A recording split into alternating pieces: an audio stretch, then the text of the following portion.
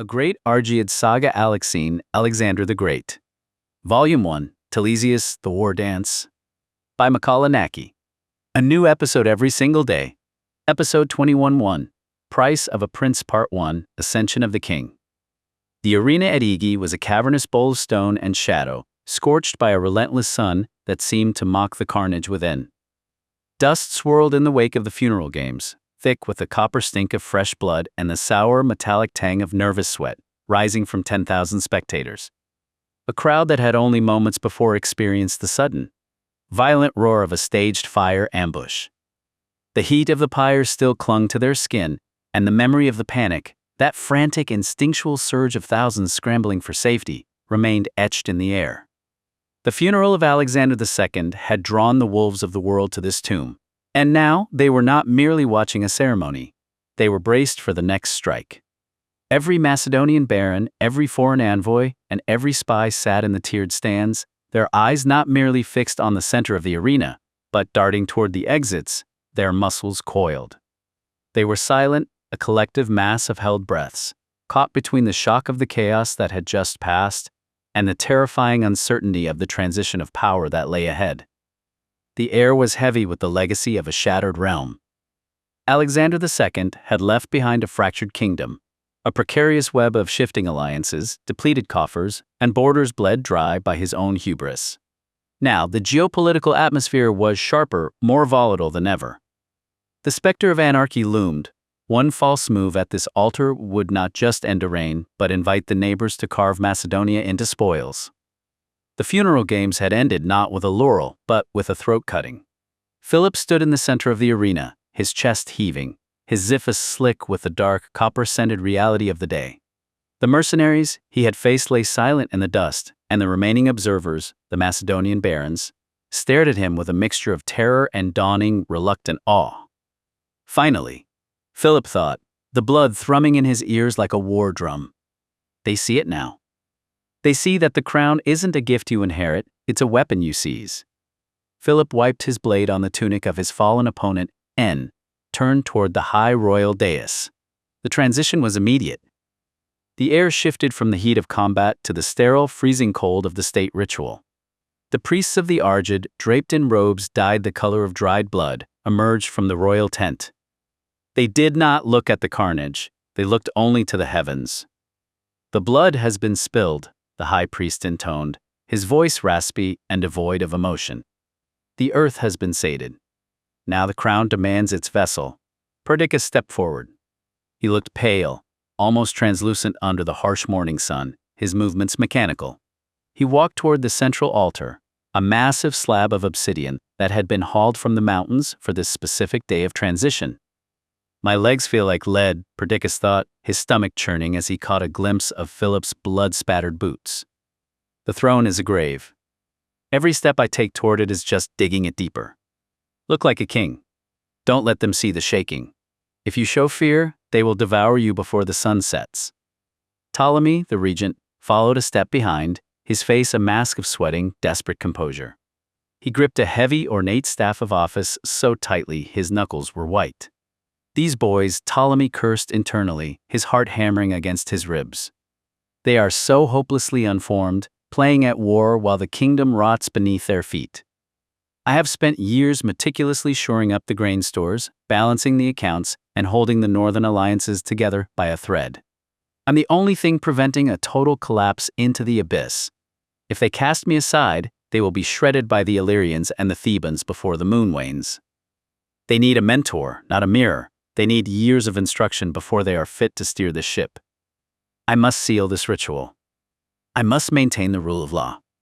It is the only way to save the Argead legacy and pull this kingdom back from the brink. Regent, the priest commanded, gesturing toward the obsidian slab. Perform the binding. Ptolemy approached the altar, where the royal diadem, a simple, elegant band of white cloth, lay coiled like a sleeping viper. His hand shook. He reached for the diadem to crown Perdiccas, his eyes darting toward the phalanx perimeter where Parmenion stood, his pike unmoving, his gaze fixed on the regent's throat. Ptolemy cleared his throat, his voice thin in the vast, silent arena.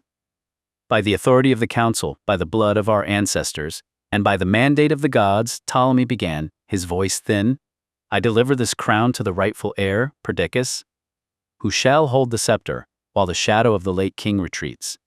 Philip frowned, his brow furrowing as he watched the proceedings. He had stood in this very arena only years ago to witness Alexander II's ascension, and the memory was etched into his mind. The sword had always been held aloft alongside the diadem.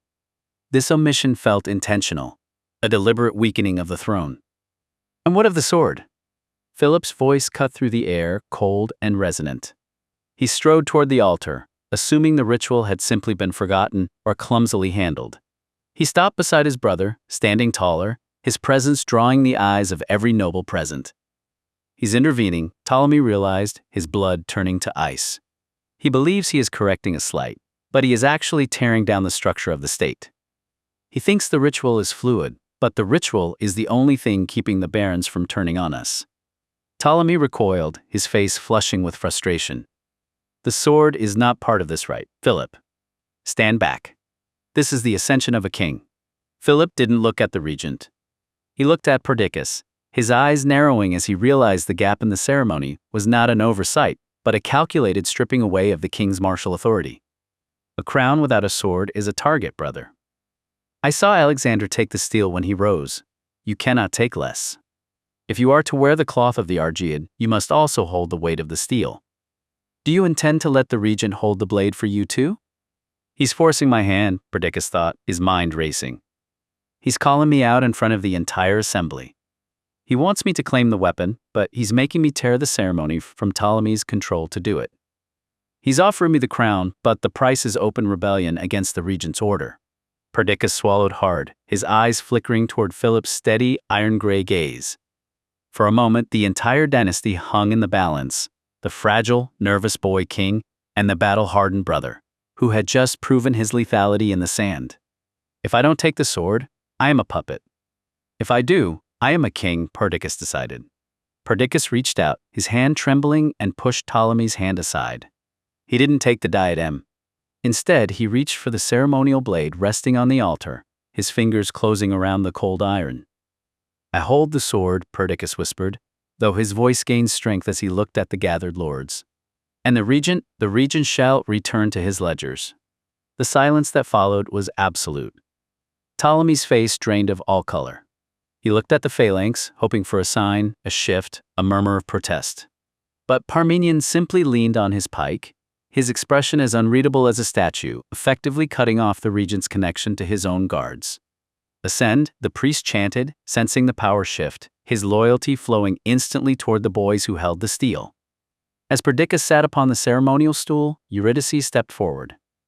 She was a silhouette of obsidian herself, draped in the heavy, crushing black of a mourning queen. While the court watched the crown, she watched the necks of the nobles. She saw the flickers of hesitation in the eyes of the barons, the calculation of men who were currently deciding whether to bow or to draw their steel. As Perdiccas reached for the sword, a faint, phantom smile touched Eurydice's lips. He is finally breathing, she thought, her eyes tracking the way Perdiccas's knuckles whitened around the hilt. The boy is learning that a king who waits for permission is a king who is already a ghost. She stepped forward, her movements silent, her presence commanding the air around the altar. She did not look at Ptolemy. She looked through him, as if he were nothing more than a stain on the temple floor that would soon be scrubbed away. The blood on your hands, my son, Eurydice said, her voice cutting through the stifling tension of the ritual like a silver blade. She turned her gaze to Philip, her expression a mask of maternal pride, tempered by the cold geometry of survival. It is the only truth in this valley. Do not wash it off yet. Let them see the gore, she mused. Let the smell of it fill their nostrils until they choke on their own ambition. If they want a soft king, they will look to the pyre. If they want a survivor, they will look to the altar. She reached out, her fingers, adorned with heavy ancient signet rings, grazing the fabric of the diadem as the priest lowered it onto Perdiccas's brow. She felt the boy's pulse against the linen. It was frantic bird trapped in a cage. Steady, little bird, she whispered to herself. I have spent the last 3 days unraveling the regent's hold on your life. Today, you are crowned. Tomorrow, you will be forged. She turned to face the assembly, her posture radiating an authority that silenced the murmurs of the barons. "My lords," Eurydice declared, her voice ringing out across the arena, steady and devoid of the grief the court expected. "You have witnessed the passage of the crown. You have seen the king take up his steel.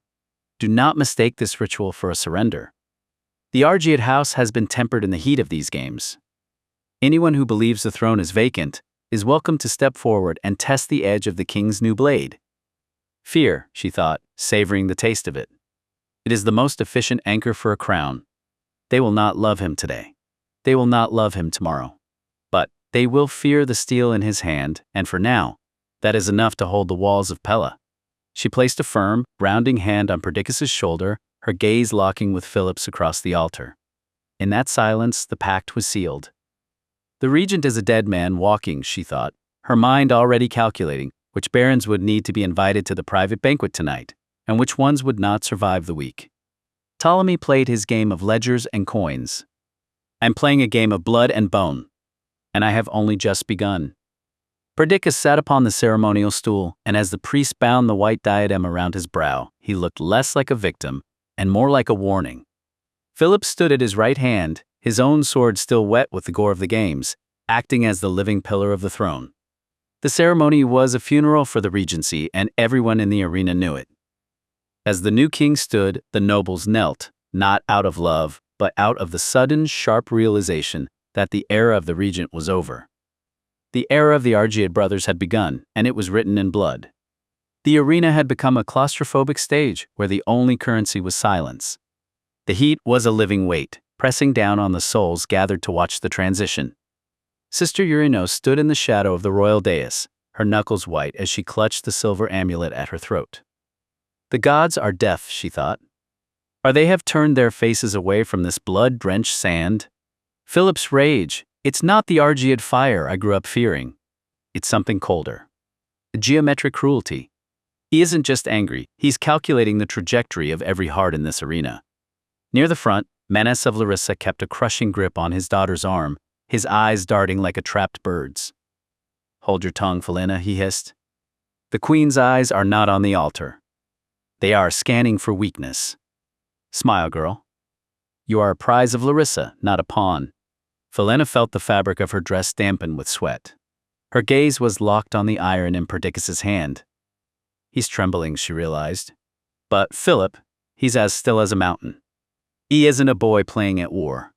He's a predator who has finally found his territory. Euryno leaned close to the queen, her voice a fragile reed. "They are all waiting for the first drop of blood, mother."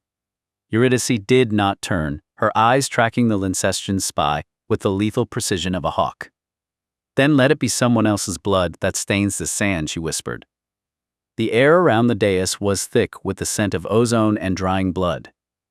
While the priests droned their invocations, the four men who held the true military pulse of Macedon stood in a tight, unspoken arc. The air around the dais was thick with the scent of ozone and drying blood. While the priests droned their invocations, the four men who held the true military pulse of Macedon stood in a tight, unspoken arc, their eyes not on the crown, but on each other. Old Attalus stood closest to the front, his gnarled hands gripping his walking staff as if it were a spear. His eyes, milky with age but still sharp, bored into the back of Ptolemy's neck. Look at him, Attalus thought, a sneer barely touching his weathered lips. The regent quivers like a salted slug. He thought he could buy the army with promises and coins. He doesn't understand that in Macedon, the throne is not a seat, it is a furnace. And he's already turning to ash. He glanced at his nephew, young Attalus, who was standing rigid, his hand hovering habitually over his sword hilt. "Watch the phalanx," old Attalus murmured, his voice a gravelly rasp meant only for his kin. "See how they don't look at the king. They look at the boys. The old blood is fading, nephew. The iron is shifting to the younger heat." Young Attalus stiffened, his jaw set. He was young, ambitious, and hungry for the glory that the new reign promised. He is right, he thought, observing Philip's predatory stillness. The regent is a corpse in waiting. If I align with the brothers now, I secure my house before the feast begins. If I wait, I'm just another noble waiting to be purged. He shifted his weight, catching the eye of Antipater. The veteran strategist was, as always, an impenetrable wall of neutrality. Antipater's hands were folded deep within his cloak, his expression as barren as the Macedonian hills in winter. They are all children playing with blades, Antipater mused, his internal gaze cool and detached. Ptolemy is a fool who reached for the sun with paper wings. Perdiccas is a frightened bird. And Philip is the problem. A king who wins his own funeral games does not seek counsel, he seeks conquest. Antipater felt a presence at his shoulder. Parmenion. The great general had not spoken a word since the games began, his massive frame a silent barrier between the royal dais and the disgruntled lords. The region is finished, Parmenion said, his voice deep and vibrating with the weight of 1,000 miles of marching. He didn't turn his head. The question is not whether he falls, but who takes the leash when he is gone. Parmenion's mind was elsewhere, calculating the geography of the northern border. Philip has the instinct. He moves like a wolf that has forgotten how to be a pup. If I back the boy king, I back the crown. If I back Philip, I back the sword. Macedon needs a wall, not a boy. But perhaps the wolf is the better wall. Young Attalus stepped half a pace closer to the inner circle, his voice dropping to a conspiratorial whisper. If we declare for Perdiccas now, we force the regent into a corner. He'll have to strike or flee. Old Attalus let out a dry, rattling laugh. Strike? With what? His ink-stained fingers? Antipater narrowed his eyes, his gaze flickering to Eurydice's rigid, mourning-clad back. The queen holds the dagger, he realized, a flicker of genuine respect crossing his mind. She is the one who has turned this ritual into a trap.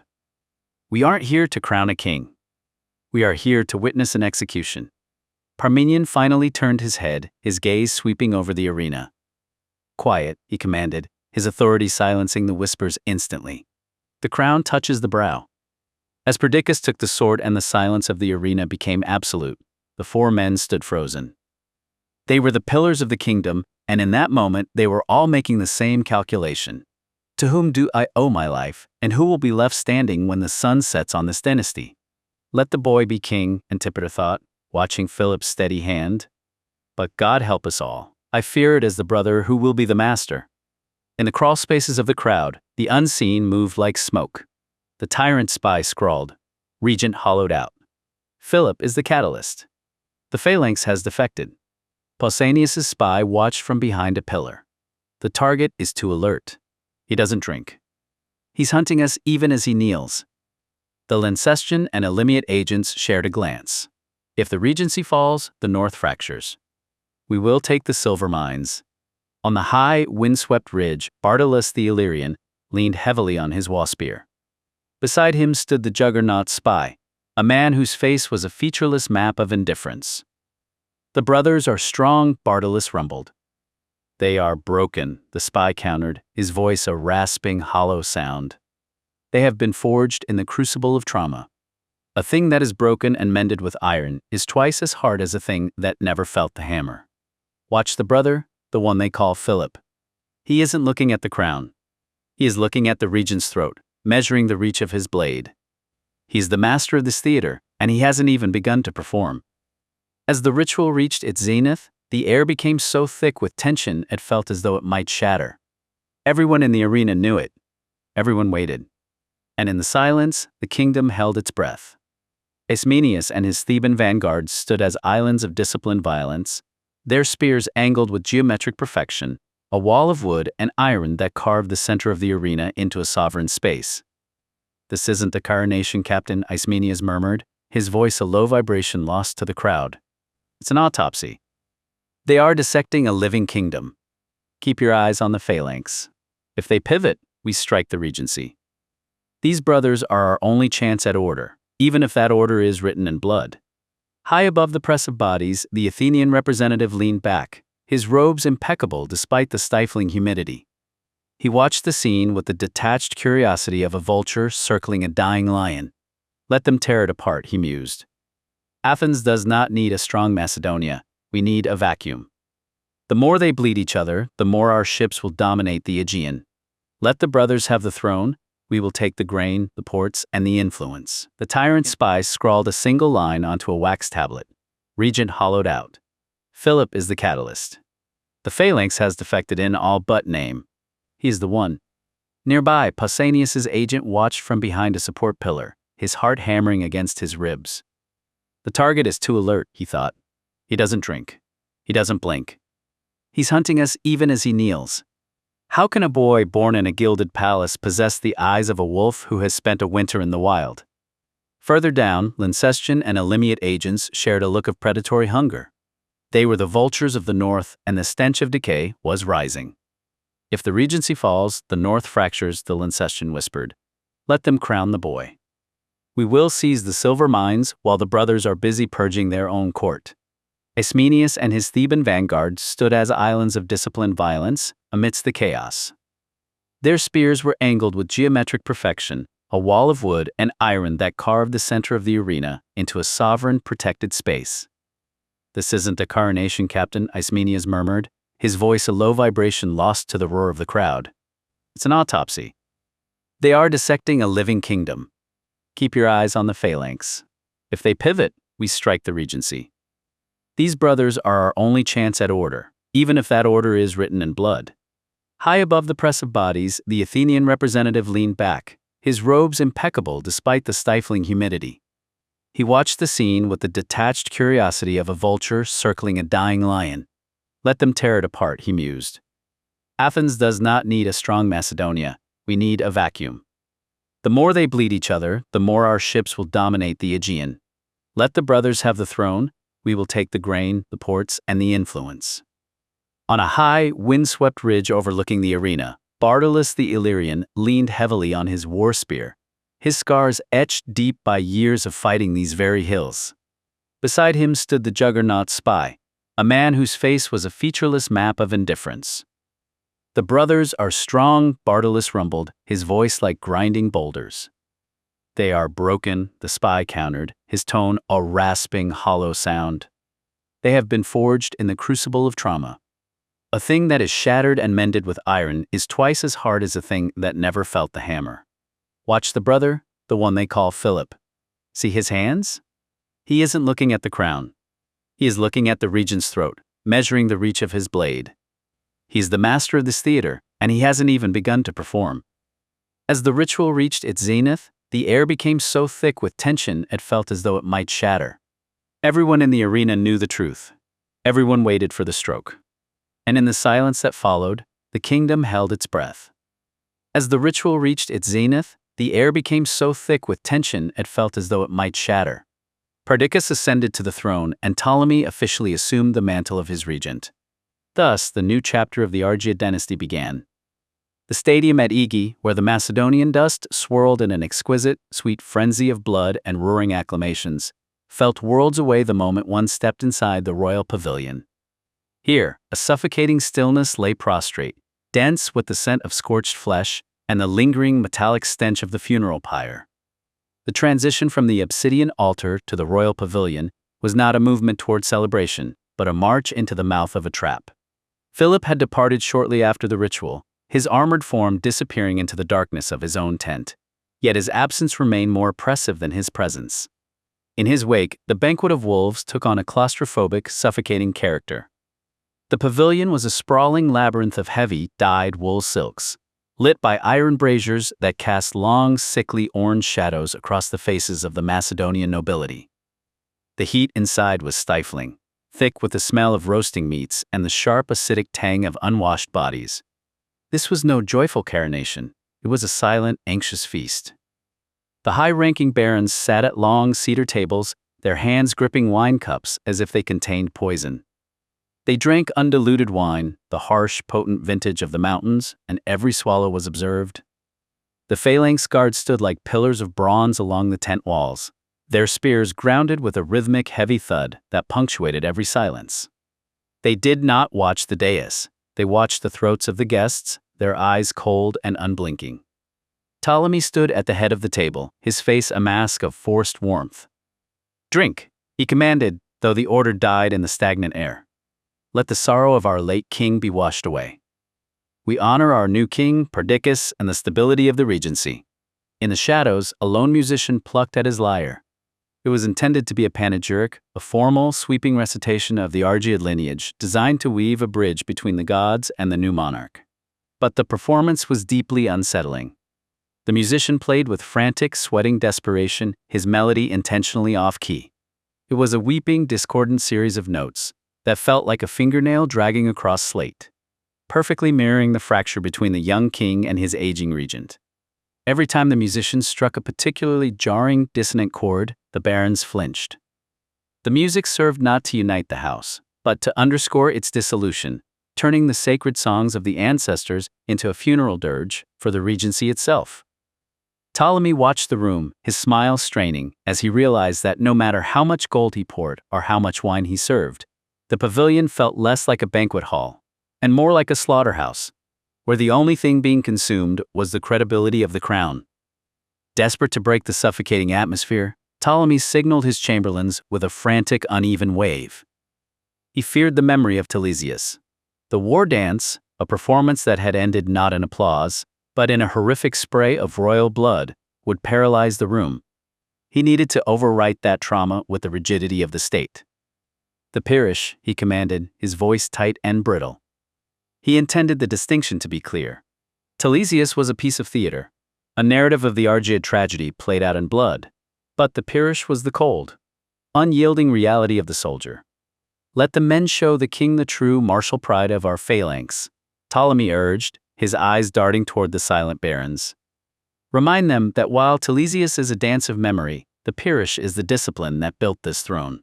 He wanted the room to see the difference. Telesias had been an intimate, chaotic act of political murder disguised as art. The pirish was meant to be the antidote, a mechanical, emotionless demonstration of the state's monopoly on violence. But as the double flutes began their shrill, bone-chilling scream, it became clear the distinction was lost on everyone. The rhythm of the pirish felt too much like the heartbeat of the last dance, and the memory of the assassination hung over the pavilion like a shroud, refusing to be dismissed by mere footwork. A dozen young, elite hippospes surged into the center of the tent in full panoply, their bronze plates catching the dying light of the braziers. To the shrill, bone-chilling scream of a double flute, they began their war dance. It was not a graceful performance, but a brutal, rhythmic mimicry of slaughter. They clashed their heavy bronze shields against their greaves, a percussive metallic thunder that echoed in the confined space like a canyon wall, and lunged in violent, choreographed unison, their faces molded into masks of disciplined, hollow aggression. To a casual observer, it was a display of martial precision. But to the veterans watching from the shadows, it was a cold test of loyalty. As they danced, the flautis accelerated the tempo, pushing the melody into a frantic, high-pitched wail until the movements became a blurred frenzy of steel, sweat, and desperate purpose. The dancers' eyes constantly flickered toward the empty seat where Philip should have been, their movements losing their rehearsed fluidity whenever the traumatic memory of the previous war dancing the assassination that had followed it intruded upon their rhythm. They were dancing to exorcise a ghost, but the ghost was only growing stronger with every beat of the flute. Philip, who had quietly returned to the pavilion, stepped forward into the harsh brazier light. He was still wearing his sweat-crusted armor, a jagged, unwashed, and dangerous contrast to the pristine decorative uniforms of the dancers. He watched them with a predator's cold academic disdain, his eyes tracing the dangerous arc of their spears and the sloppy, hurried spacing of their boots. As the tempo peaked, the lead dancer, the same one who had stood guard during the funeral rites, slipped on the blood-slicked dirt, his shield dipping a fraction too low during a tactical pivot. It was a mistake that would have left his throat exposed to any real blade. Philip let out a sharp, jagged laugh that cut through the tent, silencing the flutes instantly. He stepped onto the floor, his armored boots heavy and deliberate, effectively shattering the dancer's formation. He reached out and snatched the shield from the hands of the man who had stumbled, holding it up to the flickering torchlight to inspect the rim with mock fascination. "You move like a merchant trying to guard his coin purse," Philip rasped, his voice cutting through the tent's stifling air with the abrasive edge of a whetstone. He tossed the shield into the dirt, the sound of metal hitting earth ringing like a challenge. "You are not here to entertain the court with pretty steps and pantomime. You are here to demonstrate the oblique order. If you cannot hold the formation in a tent for the king, You will be nothing but fresh meat for the vultures on the march to Pella. He turned his gaze toward the dais, catching Ptolemy's eye. The regent's face was a study in controlled, white-knuckled fury, but Philip did not care. Regent, if you wish to show the king the martial spirit of his army, do not show him actors. Show him men who know how to kill. Ptolemy realized the parish had only served to carve a deeper rift through his own camp, leaving the noblemen to whisper behind their cups. Desperate to regain the initiative and reassert the authority of the state, he signaled a herald to step forward. The man approached with measured, practiced steps, carrying a heavy, velvet-lined chest of polished cedar and brass. Its contents caught the orange, flickering glow of the iron braziers with a tantalizing, metallic glint that seemed to momentarily dull the sharp edge of the tension in the room. The regent rose, his ornate staff of office clattering against the cedar table as he drew himself up to his full, imposing height, though the effort was belied by the faint, betraying tremor in his hands. He cleared his throat, pushing his voice to carry to the furthest, darkest corners of the silk-draped pavilion. To commemorate this day, Ptolemy announced, his voice straining for a gravitas he did not truly feel, and to ensure the continued prosperity of the realm under the steady hand of our new king. The regency hereby grants the noble house of Attalus the sum of 200 talents of pure gold, alongside the exclusive grazing and water rights to the upper Strymon Valley. He swept his gaze across the assembled barons, watching the gluttonous hunger bloom in their eyes as the herald unlocked the chest. The lid creaked open, revealing stacks of stamped coins that shimmered like captive sunlight. Ptolemy had not chosen the gift at random. He knew the house of Attalus held the key to the northern mountain passes, and he was effectively purchasing the loyalty of their spear arms before the night was out. It was a clear, transactional message broadcast to every lord in the room. The regency pays for peace, and those who remain in the regent's favor shall never want for coin. As the herald moved to present the chest, Eurydice finally stirred. She didn't look at the herald, she looked at Ptolemy, her gaze so cold it seemed to drop the temperature of the room. She reached out, her hand resting firmly on Perdiccas's forearm, stopping his reflexive nod of agreement. "My son," Eurydice said, her voice low but resonant enough to silence the nearby barons. "A king does not distribute gold as if he were a merchant settling debts at the end of a season." "Ptolemy," the queen continued, her eyes never leaving the regent's face. "You speak of stability as if it were something you could purchase. But gold given in the shadow of a funeral is not a gift, it is a bribe to buy the silence of men who should be kneeling." Philip stepped into the herald's path, his shadow stretching across the floor. "Blood money, Regent?" he asked, his voice deathly soft. He turned his attention to old Attalus. "My brother is king. If he wishes to grant favors, he will do so based on deeds of valor, not on who buys the most silence from the barons. Who among you truly served Macedonia today?" Euryno leaned toward her brother. "Perdiccas," she whispered, "do not let the ledger keeper speak for your throne. If you allow this today, you will be paying for your own sovereignty for the rest of your reign."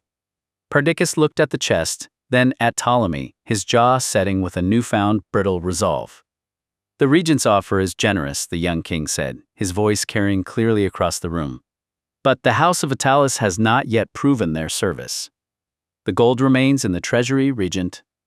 We shall see who earns it in the coming months." Ptolemy's knuckles whitened around his cup. He had tried to provide, to buy, to perform, but in the eyes of the queen and her children, he was merely the help. As the flautist stood motionless, the pavilion felt less like a banquet hall and more like a slaughterhouse, with the wolves waiting for the one who would show teeth first. To be continued in episode 21-2. Price of a Prince Part 2. Watch and listen now. Watch the cinematic video trailer. Listen to the full saga now. Bookmark Volume 1, Telesias Playlist. Bookmark Volume 1, Divine Oracle Playlist. Join the Vanguard. A new episode drops every single day until the epic conclusion of Volume 1. Each chapter delivers a tight, hyper-focused 10 to 30-minute hit of cinematic historical drama, perfect for your daily plunge into antiquity. Subscribe to follow the bloody rise of the Argead dynasty. Thumbs up to help push our Vanguard through the algorithm's gauntlet. Comment below.